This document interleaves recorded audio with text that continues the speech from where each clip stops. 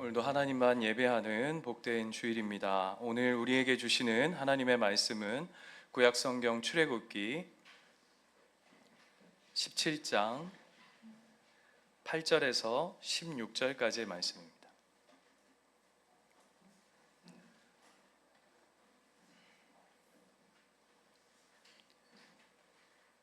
출애굽기 17장 8절에서 16절까지의 말씀, 저와 한 절씩 교독하도록 하겠습니다. 그때 아말렉이 와서 이스라엘과 르비딤에서 싸우니라.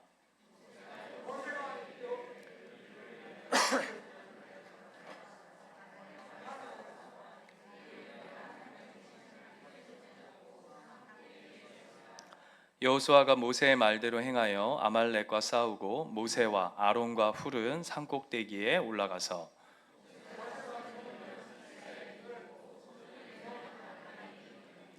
모세의 팔이 피곤함에 그들이 돌을 가져다가 모세 아래에 놓고 그가 그 위에 앉게 하고 아론과 훌이 한 사람은 이쪽에서 한 사람은 저쪽에서 모세 위에 손을 붙들고 올렸더니 그 손이 해가 지도록 내려오지 아니한지라.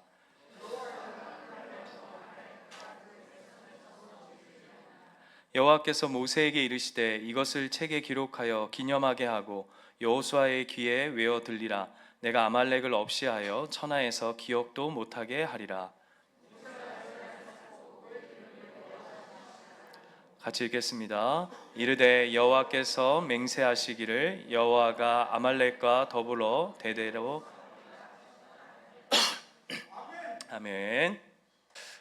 하나님께서 함께 하시는 사람의 특징이 있습니다.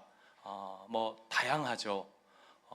여러분 잠깐 생각해 보실래요? 어떤 사람을 딱 보면 저 사람은 하나님과 동행하는 삶, 하나님과 함께하는 삶인 것 같다라고 이렇게 생각이 이렇게 들어오는 사람들의 어떤 믿음의 특징들이 있지 않습니까? 네, 표정들이 아무 생각 없이 나는 산다. 생각하실 수 있을 텐데 여러 가지가 있겠지만 능력은 아닌 것 같습니다. 단순한 능력적인 차원은 아닌 것 같아요. 그걸 어떻게 알 수 있냐 하면 우리가 삼손을 보면 알 수 있죠. 그죠? 삼손을 보면 그가 오히려 가진 능력 때문에 그가 하나님과 동행하지 못하는 삶을 살아갔음을 우리가 성경을 통해서 보게 되어집니다. 그래서 능력은 아닌 것 같고요. 그렇다고 또 어떤 그 삶을 이렇게 지켜봤을 때 어떤 성공한 삶, 그리고 그 삶이 세상적으로 형통해서 막 이렇게 승승장구해 가는 삶의 모습도 아닌 것 같습니다. 누굴 보면 알 수 있죠?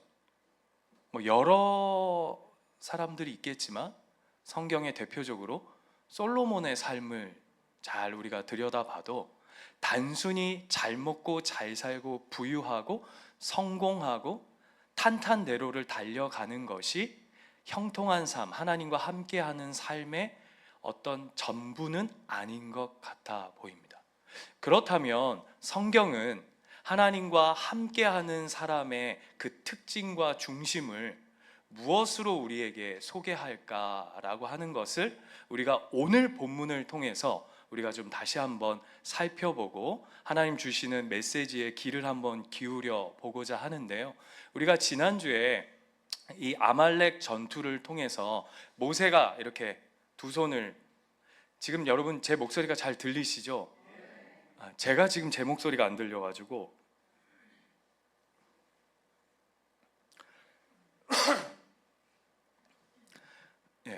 잘 들어주세요. 모세가 이렇게 두 손을 든 것을 통해서 하나님이 지금 이 상황 가운데, 전쟁 가운데도 너희와 함께한다 라고 하는 것이 지난주에 우리가 살펴본 아말렉 전투의 한 메시지였습니다. 그리고 오늘 아말렉 전투의 두 번째 이야기를 통해서 하나님이 함께 하신다, 하나님이 함께하는 사람의 삶의 특징이 무엇인가 라고 하는 그 질문에 우리가 오늘 한번 해답을 찾아가 보려고 합니다. 그 이야기를 이렇게 살펴보기 전에 우리가 지금 출애굽, 우리가 출애굽기 1장에서부터 모세를 부르시는 장면들 속에서 이제 이스라엘 백성이 출애굽해서 이렇게 나오는 장면들을 우리가 계속 말씀을 통해서 살펴보고 있습니다. 그렇죠? 그래서 오늘 성경 한 장 뒤로 넘겨보시면 출애굽기 19장에 가면 하나님이 이스라엘 백성과 결혼식을 하십니다. 언약식을 하세요. 실제적으로 결혼의 어떤 그 고대 근동의 유대인들이 결혼의 어떤 예식의 그 모습들을 고스란히 담아가지고 집에 가셔서 댁에 가셔서 오늘 부활절이니까 그동안 성경책도 잠자던 성경책도 한번 이번 주는 부활했으니까 성경책도 좀 부활할 겸 한번 펴셔가지고 출애굽기 19장을 한번 찬찬히 읽어보시면 이스라엘과 하나님이 결혼 준비하는 모습들이 고스란히 담겨져 있습니다. 그렇다면 이 19장에서 시내산에서 하나님과 이스라엘이 결혼을 하고 언약을 하는 아주 중요한 이야기가 19장에 이루어진다면 우리가 지금 읽고 있고 살펴보고 있는 이 이야기는 하나님과 이스라엘 백성이 연애하는 이야기일 거예요. 지금 이 이야기가 이해가 되십니까? 제가 그 이야기를 이제 한 편의 영화와 같이 지금부터 쫙 풀어댈 겁니다. 그래서 옆도 뒤도 아래도 위도 눈도 감지도 말고 저만 딱 보시면서 쫙 쫓아와 주시면 좋겠는데, 한 남자가 있었습니다. 이 남자는 아주 악독한 조폭이었어요. 그 이름이 뭐냐 하면 바로입니다. 바로. 그에게는 여자친구라고 하기에는 너무 함부로 대하고 그냥 막 거의 노예처럼 부려먹는 한 여인이 있었는데, 이 여인은 이스라엘이라고 하는 여인이었습니다. 이 여인은 이 악독한 이 조폭을 남친으로 둔 자기의 삶이 너무 힘들고 애달프고 고통스러워서 밤마다 구슬픈 노래를 부릅니다. 누가 나를 이 소굴에서 건져내 줄 수 있을까? 누가 이 조폭, 이 마동석과 같은 이 조폭, 한번 붙잡히면 절대 놓을 수 없는 이 인간으로부터 누가 나를 건져내 줄 수 있을까라고 하는 노래를 구슬프게 매일 밤마다 합니다. 그러다가 우연히 그 노래소리를 한 남자가 듣습니다. 그래서 이 여인은 어떻게 보면 구슬픈 노래와 이 이스라엘 여인은 한편으로는 포기한 삶을 살아가고 있는데, 갑자기 어느 날 오토바이 한 대가 그 소굴을 들이닥칩니다. 그러더니 오토바이가 그 소굴을 완전히 쑥대밭을 만드는 거예요. 여러분, 영화의 한 장면을 생각해 보시면 됩니다. 막 뒤에 바람을 막 일으키고, 더 대박은 오토바이 앞에 총이 달려 있어요. 가지고 오토바이가 한번 쫙 돌면 그냥 순식간에 수많은 사람들이 나가 떨어지는 거죠.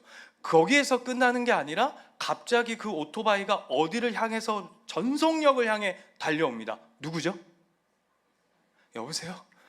도와주세요. 제가 이렇게까지 하는데, 이스라엘이라고 하는 그 여인을 구하기 위해서. 그래서 어떻게 하냐 하면 그렇게 멋있게 소굴을 쑥대밭을 만들고 그 여인을 자기 뒤에 오토바이에다 딱 태우고 전속력으로 그곳을 도망쳐 나옵니다. 드디어 그 소굴을 벗어났습니다. 이 이스라엘이라고 하는 이 여인은 영문도 모르고 이 앞에 있는 이 남자의 허리춤을 그저 얼싸안고 이 어떻게 하면 이 조폭으로부터 안전하게 벗어날 수 있을까만 생각하면서 얼굴을 파묻고 그 등 뒤에 꽉 끌어안고 있습니다. 그리고는 한참을 달린 것 같아요. 그리고는 드디어 벗어났다라고 생각했는데 이게 웬걸, 막다른 골목 바다가 그 앞에 딱 펼쳐진 거죠. 그래서 이 여인이 뒤를 딱 돌아봤더니 어떻게 돼요?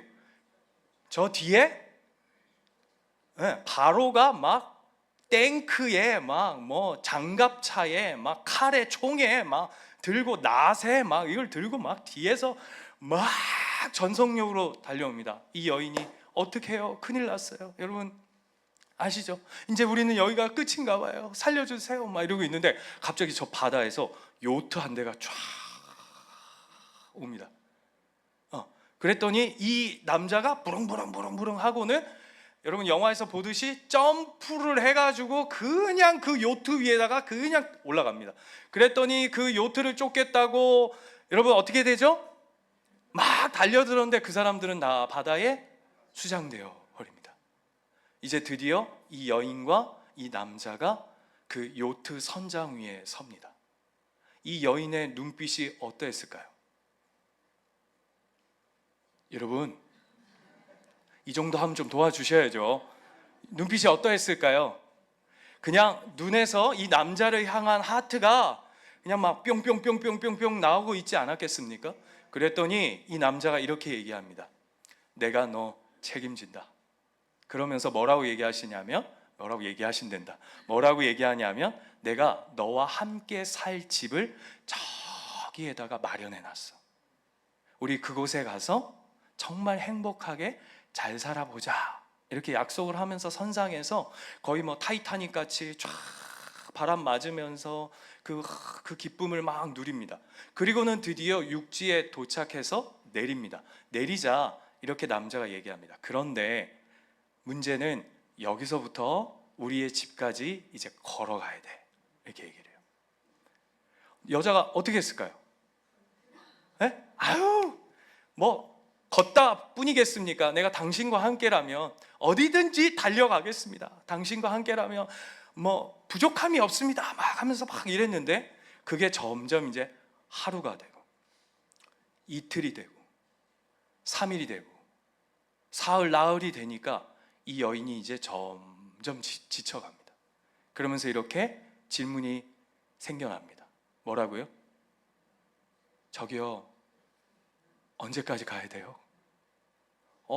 목말라요. 배고파요. 다리가 아파요. 더 이상 못 걷겠어요. 남자가 얘기합니다. 조금만 더 가면 돼요. 조금만 더 가면 돼요. 물을 길러다가 그 여인을 먹입니다. 먹을 걸 가져다가 그 여인을 먹입니다. 다리가 아플까봐 업어갑니다. 그럼에도 그 시간이 또 계속 흘러가자 이제 이 여인이 이렇게 얘기합니다. 나 이제 더 이상 못 가겠어요. 차라리 조폭하고 살 때가 나았던 것 같아요. 남자가 이렇게 얘기하죠. 아니에요. 조금만 더 가면 우리가 영원히 함께 거할 그 집이 준비되어져 있으니까 조금만 참아요. 그래서 속는 셈 치고 또 좀 더 참아보죠. 그리고 또 가는데 이제는 이 여인이 고무신을 집어 던집니다. 다 뭐라고 했을까요? 나 이제 더 이상 못합니다. 이제 우리 그만합시다. 우리 여기서 끝냅시다. 우리 이제 그만 헤어져요. 어디서 많이 듣던 이야기들이죠. 그때 벌어진 사건이 뭐냐 하면 아말렉 전쟁입니다. 이게 너무 중요한 이야기예요. 하나님, 나 이제 더 이상 못하겠어요. 그게 어디에 있냐면 16절 가보실까요? 16절에 가면 7절에 이렇게 얘기했어요. 7절에 보시면 그들이 여호와를 시험하여 이르기를 여호와께서 우리 중에 계신가 안 계신가 하였습니다 라고 하는 것을 제가 이렇게 말씀드렸죠. 하나님 없다, 하나님 필요 없다, 하나님 없이 살겠다 라고 얘기하는 내용의 핵심이라고 그랬어요. 그게 16절에 가면 이렇게 되어 있습니다. 이르되 여호와께서 맹세하시기를 여호와가 아말렉과 더불어 대대로 싸우리라 하셨다 하였더라 라고 되어 있고, 여호와께서 앞에 각주가 이렇게 달려가지고 이라고 이렇게 성경 앞에 달려있는 거 좋은 성경들은 있으시죠? 자, 거기에 뭐라고 되어 있냐면 여호와의 보좌를 향해 손을 들었으니 라고 되어 있습니다. 이게 무슨 뜻이냐면 하나님 앞에 모세처럼 손을 들었다라고 하는 게 아니라 하나님의 보좌를 향하여 대적하며 손을 들었다는 거예요. 무슨 얘기냐면 하나님 앞에 반기를 들었다, 하나님을 거부했다, 하나님이 필요 없어요, 나는 하나님 없이 살겠습니다 라고 하는 강력한 거부를 보여주는 이야기예요. 그게 뭐냐 하면 아말렉 전쟁의 핵심이자 이것이 뭐와 똑같이 이루어지는 마음의 같은 마음이냐면 이스라엘 백성이 하나님을 향한 마음과 똑같은 마음인 거죠. 그때에 일어난 전쟁이라는 거예요. 하나님, 나 더 이상 이제 당신 믿고는 못 가겠습니다. 하나님하고 더 이상은 함께하지 못하겠습니다. 하나님 필요 없어요. 하나님 죄송해요. 이렇게 표현하면 그냥 나 혼자 살게 그냥 좀 내버려 두세요. 이 얘기를 하는 것이 이 이스라엘의 지금 이 중심이며 이것이 아말렉이 가지고 있는 핵심이었다는 것이죠. 이해되시죠? 그래서 그때 하나님이 이 전쟁을 통해서 다시금 이스라엘 백성에게 하나님의 마음을 전하는 것입니다. 그런데 어떻게 했냐면 모세가 우리가 지난주 살펴봤던 것처럼 산 꼭대기 위에 올라서 두 손을 듭니다. 그 두 손을 드는 것에 지난주의 핵심은 무엇이었냐면 두 손에 하나님의 지팡이, 그러니까 하나님이 역사하셨던 그 하나님의 지팡이가 두 손에 들려 있음으로 말미암아 하나님이 이곳 가운데 우리와 함께 하신다라고 하는 너무나도 극명한 사인과 증표를 보여줬던 것이 지난주라면, 우리 편에서는 모세의 두 손을 통해서 뭘 우리에게 하나님께서 가르치시고자 하냐면, 여러분 저희 집에서 요즘 자주 이렇게 보이는 장면인데 뭐냐 하면 저희 아이들이 벽 보고 두 손 들고 서 있어요. 벽 보고 서! 두 손 들어! 그러면 1번, 2번, 3번이 착 이렇게 서 있습니다. 이게 뭘 의미하죠? 두 손을 들었다는 게? 네? 너 벽 보고 두 손 들어! 이렇게 했는데 여러분 나보고 왜 두 손 들려고 그래? 차라리 내가 두 발을 들고 말지. 이러면 이거 안 끝나죠. 이해되십니까? 손을 들었다는 건 뭘 상징하는 거죠? 그분 앞에 항복했다, 순복하겠습니다 라고 하는 고백이 그 안에 고스란히 담겨져 있는 거죠. 그래서 오늘 이 아말렉 전쟁을 통해 하나님이 모세의 두 손을 통해서, 모세를 통해서 다시금 메시지를 주는 거예요. 어떤 의미예요? 너희는 하나님 없이 살아갈 수 없는 존재야. 이 광야에서 여기서 하나님을 의지하지 않으면, 하나님께 순복하지 아니하면, 하나님과 함께하지 아니하면 살 수 없는 존재란다.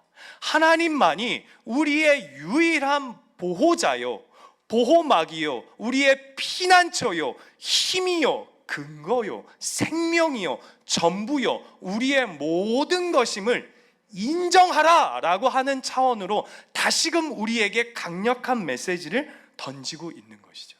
그래서 여기서 모세가 두 손을 들었다는 건 꼭 뭐를 다시금 상징하는 것처럼 보이냐면, 아까 그 여인이, 아까 제가 쭉 설명했던 그 여인이 나는 이제 더 이상 못하겠어요, 이제 당신 그만 헤어져요, 우리 그만 만나요 라고 했다가 오늘 이 메시지를 통해서 그래, 내가 지금 이 남자가 없으면 이 어려움과 이 모든 삶 자체가, 살아갈 수 있는 모든 근원 자체가 없구나 라고 하는 걸 깨달아서 어떻게 하는 거냐면 다시금 그 남자의 바지가랭이를 딱 붙잡는 걸 오늘 보여주는 겁니다.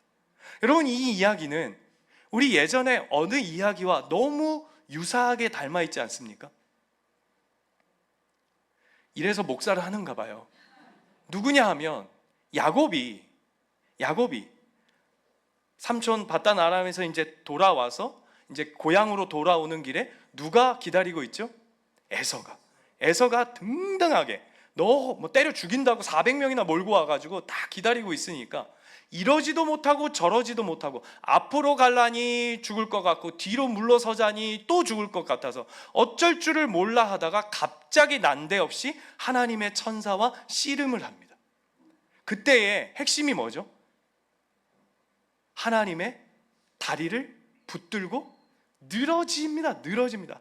절대 놓을 수 없습니다. 뭐라고 하죠? 날 때려 죽여도 차라리 내가 여기서 죽는 게 낫지, 하나님 내가 이 손을 놓으면 내가 죽습니다 라고 하면서 울며 불며, 호세아 12장 1절의 말씀처럼 그가 울며 간곡히 매달려 하나님의 천사를 붙들었다라고 하는 말씀처럼, 하나님 내가 이걸 놓으면 다른 방법이 도무지 없습니다 라고 하면서 하나님의 바지가랭이를 꽉 잡고 늘어졌던 것처럼, 오늘 이 아말렉 전쟁을 통해서 다시금 하나님이 뭘 이스라엘 백성에게 가르쳐 주시냐 하면, 너는 다시금 나를 붙들어야, 나를 의지해야, 나에게로 돌아와야 사는 존재다 라고 하는 것을 우리에게 모세의 순종을 통해서 배워가는 것이죠.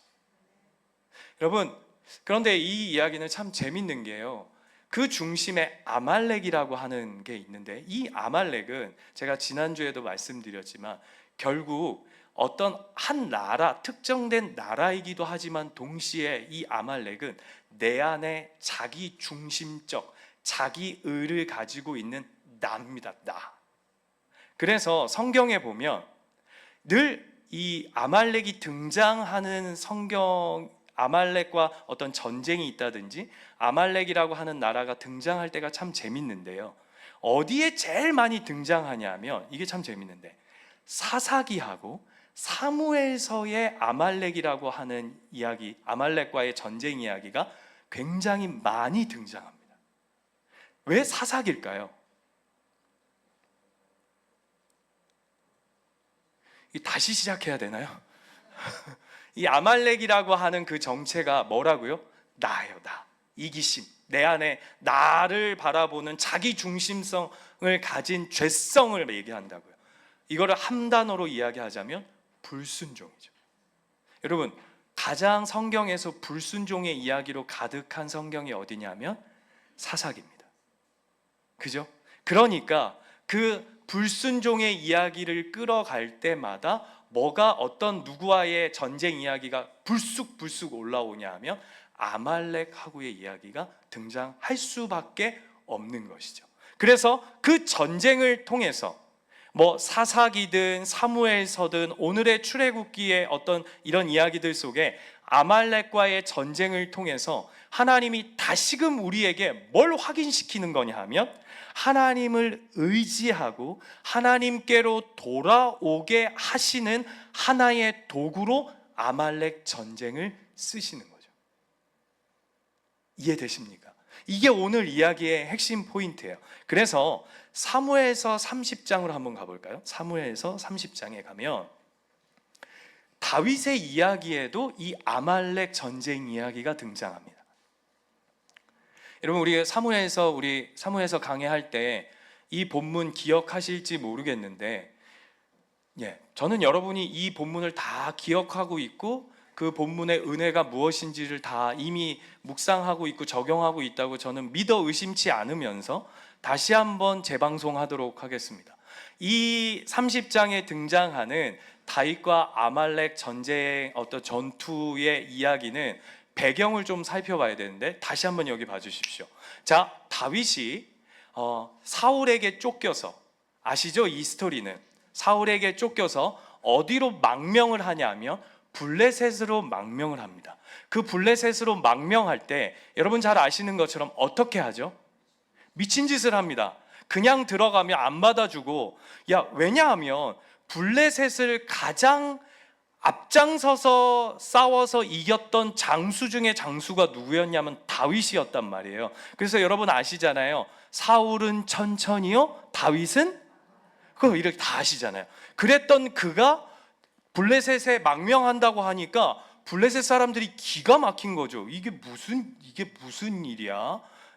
이 쉽게 말하면 저 일본의 오타니가 한국으로 귀화한다는 것보다도 이거 더 기가 막힌 이야기처럼 이제 받아들이는 거죠. 그러니까 다윗도 짱구를 굴려보는 겁니다. 지가 생각해봐도 이게 말이 안 되는 일인데 자신의 생명을 좀 부재해 보겠다고 블레셋으로 망명을 하는데, 그냥 들어가면 안 될 것 같아서 어떻게 하냐면 미친 짓을 합니다. 그냥 미친 짓을 하는 게 아니라 수염을 기른 데다가 침을 질질 흘리면서 이게 가셨죠. 얘가 지금 완전히 이제 제정신이 아니구나라고 하는 것을 완전히 블레셋 사람들이 다 이해할 수 있을 정도로 해서 드디어 블레셋 안으로 흡수해 들어가 버립니다. 그런데 그것은 어쩔 수 없이 블레셋에 들어간 다윗이었지, 그렇다고 해서 그가 블레셋 사람으로 살겠다고 한 의지는 아니었단 말입니다. 그런데 어떤 일이 벌어지냐 하면, 다윗이 블레셋에 속해 있는 그 상황 속에서 사울과 이스라엘과 블레셋이 전쟁이 벌어집니다. 이때 신하들이 이런 이야기를 합니다. 때마침 잘 됐습니다. 때마침 잘 됐어요. 어떻게 하면 좋을 것 같다라고 얘기하냐면, 다윗이 진짜 우리 사람이 됐는지 안 됐는지 테스트할 아주 좋은 찬스입니다. 그러니 이 다윗을 우리 전쟁 맨 앞에 세워가지고 지가 맨 앞에서 이스라엘하고 맞짱을 뜨게끔 합시다, 이렇게 얘기를 한 거예요. 그랬더니 보니까 좋은 의견인 것 같거든요. 그래가지고 그렇게 하자 했더니 이제 다윗이 멘붕이 온 거죠. 이해되십니까? 그렇게 되면 뭐가 문제냐 하면, 다윗은 이미 하나님께 기름 부음 받은 자입니다. 그렇다는 얘기는 이스라엘에 어떤 의미를 가지고 있냐면, 형식적으로는 아직 왕은 아니지만 그러나 영적으로는 그가 이스라엘의 왕이다라고 하는 선명한 사인이 있는데, 그런 그가 이스라엘과 싸운다? 이런다는 것은 하나님의 뜻과 하나님의 약속을 완전히 부정하게 되는 자리에 서게 되는 거죠. 그래서 다윗이 골치가 아파집니다. 그런데 때마침 어떤 일이 벌어지냐면, 신하들 사이에 의견이 갑자기 옥신각신해지기 시작합니다. 어떤 의견을 내냐면, 한 신하가 그런데 말입니다.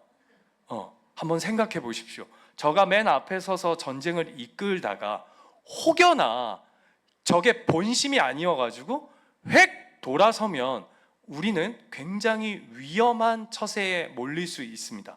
그러니 맨 앞에 두지 말고 맨 뒤에서 우리를 서포터할 수 있게끔 합시다, 이렇게 얘기를 하는 거예요.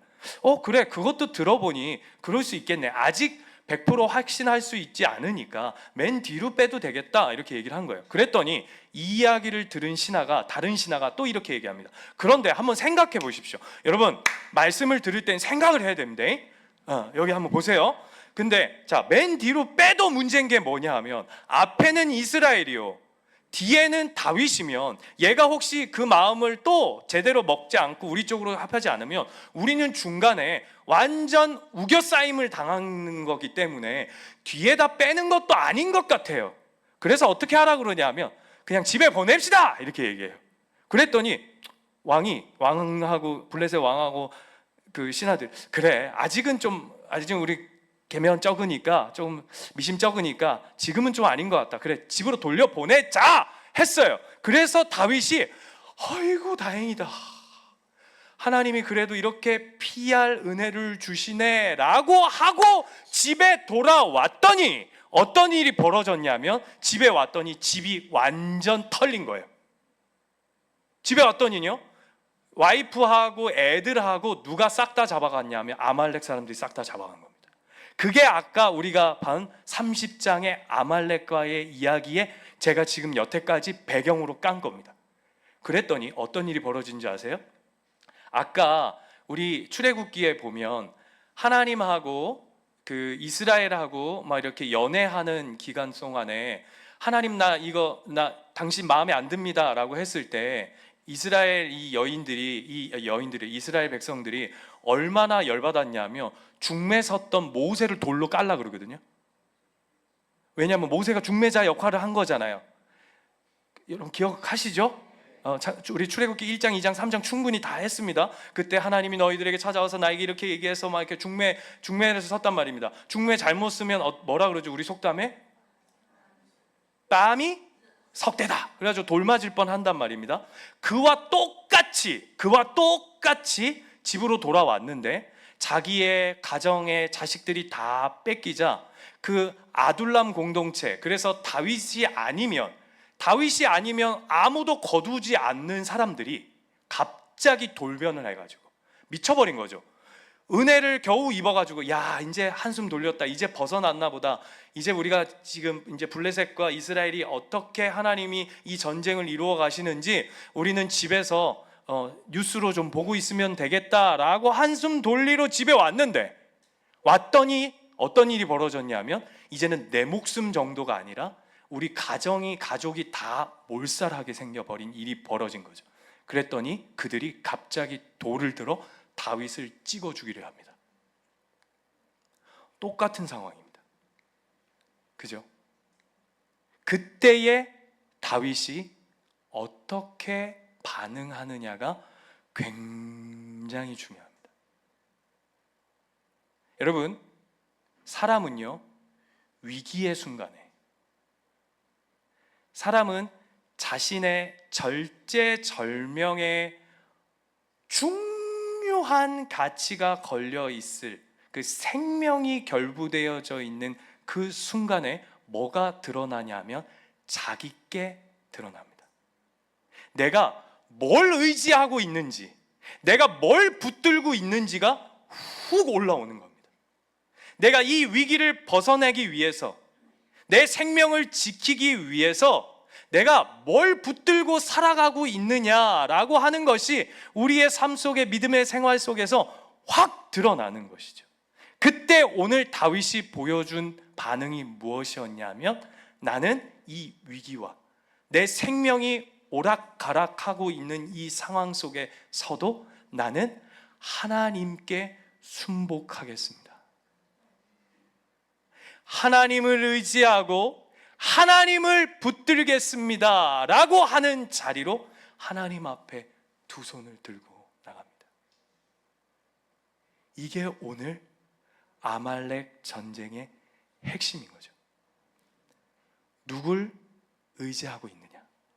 그래서 이 전쟁은 아말렉과의 전쟁이 핵심이 아니라 누구와의 싸움이냐면, 누구 앞에, 하나님 앞에 순복하느냐 순복하지 않느냐의 싸움이 되는 것이죠. 그래서 여러분 잘 아시는 사무엘상 15장에 가면 이 일은 동일하게 누구도 경험하냐 하면 사울 왕도 동일한 이 아말렉 전쟁을 경험합니다. 그래서 하나님 뭐라고 말씀하시냐면 사무엘상 15장에 보면 아말렉 전쟁 때 모든 것을 진멸하라, 전리품 남기지 마라, 다 깨끗하게 하나님 앞에 드려라 라고 했을 때 그 사울은 순종하지 않습니다. 그랬던 그에게 하나님이 사무엘을 통해서 이렇게 말씀하십니다.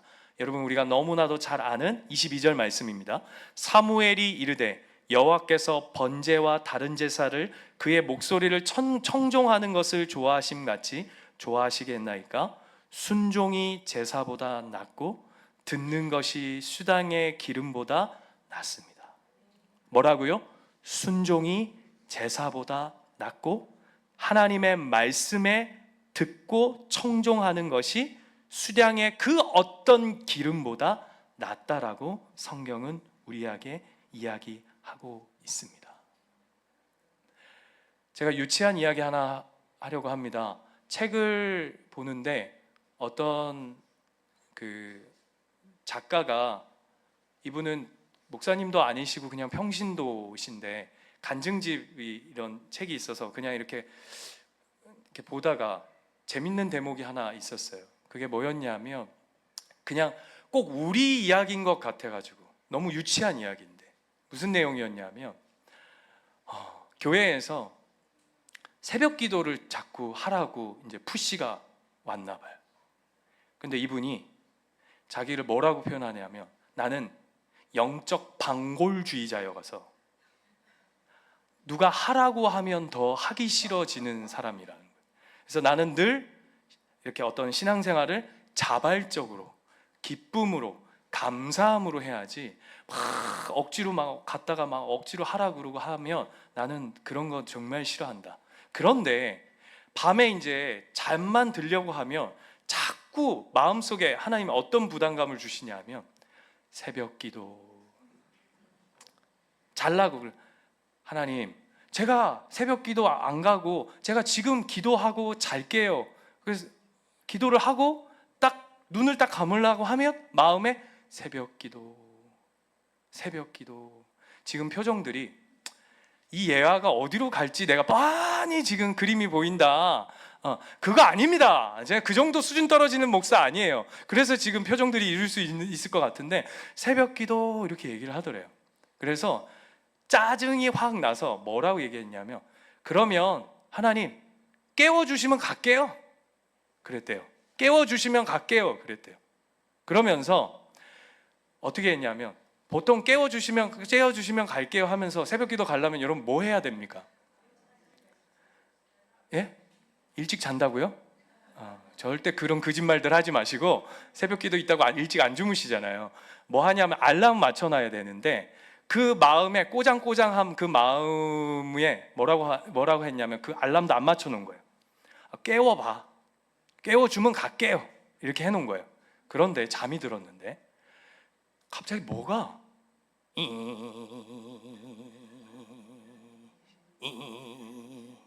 아이, 또 좀 이따 뭐야? 모기 한 마리가 탁! 또 조용해. 또 잘라고 에이씨 하고 이제 불을 켜자니 짜증이 나고 해가지고 핸드폰을 탁 했더니 딱 4시 30분이더래요. 그래서 고백이 뭔지 아세요? 진짜 짜증난다. 진짜요. 이게 그분의 그 책의 멘트에 책에 짜증난다. 근데 그 간증 그 이야기의 제목이 뭔지 아세요? 모기를 통해서도 일하시는 하나님이에요. 웃죠? 우리 웃잖아요. 우리 웃어요. 에이, 야, 하나님이 모기로. 아니요, 여러분. 하나님이요, 전쟁을 통해서도 우리에게 말씀하신다니까요. 뭐라고요? 얘야, 넌 내가 필요한 존재란다. 너는 내가 없이 살 수 없는 존재란다. 내가 너와 함께 함으로 너는 호흡한단다. 내가 너와 함께 함으로 너는 살아가야 할 이유와 목적과 방향과 네 삶이 어렵고 힘들고 고난과 고통 가운데 있다 할지라도, 아니 네가 살아가는 그 순간에 다 이해할 수 없는 자리에 네가 선다 할지라도, 네가 모든 걸 이해하고 보고 들을 수 없는 그 자리에 있다 할지라도, 모든 것을 아시는 분, 모든 것을 들으시는 분, 모든 것을 보시는 분, 모든 것을 인도하시는 분, 모든 것을 전지전능하신 그 이가 너와의 인생에 함께 할 때에 너는 비로소 살아가야 하는 사람임을 네가 깨달아 주겠니? 라고 하는 하나님의 가장 강력한 메시지가 이 안에 담겨 있는 것이죠. 한국교회가 위기라고 합니다.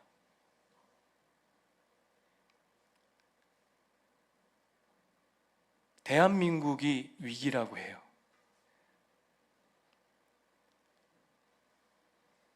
가정들이 위기라고 합니다. 근데 여러분, 진짜 우리의 위기는 뭔지 아십니까? 전쟁이 있어서 위기가 아닙니다. 문제가 있어서 위기가 아닙니다. 전쟁과 문제 속에 우리가 엎드려야 할 뿐, 우리가 순복해야 할 뿐, 우리가 나아가야 할 뿐, 우리가 의지해야 할 뿐, 우리가 붙들어야 할 뿐을 붙들지 않는 게 위기예요. 오늘 그 이야기 하는 겁니다. 그게 사는 길이라고. 오늘 부활주일입니다. 부활주일이 뭐죠? 예수님이 십자가에 순종하신 시간들 속에 그것을 하나님이 생명으로 바꾸신 일입니다. 그 자리에는 예수 그리스도의 십자가의 순종이 있었습니다. 그 기가 막힌 순종이 지금 우리에게 부활의 생명을 허락하신 줄 믿습니다. 그걸 기억하는 날입니다. 우리 빌립보서 2장 5절에서 11절 말씀 함께 읽고 우리 기도할 텐데요. 빌립보서 2장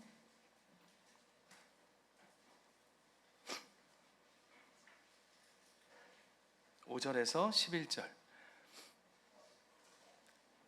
우리 천천히 우리 다 같이 소리내서 한번 같이 읽을까요? 읽겠습니다. 시작. 너희 안에 이 마음을 품으라.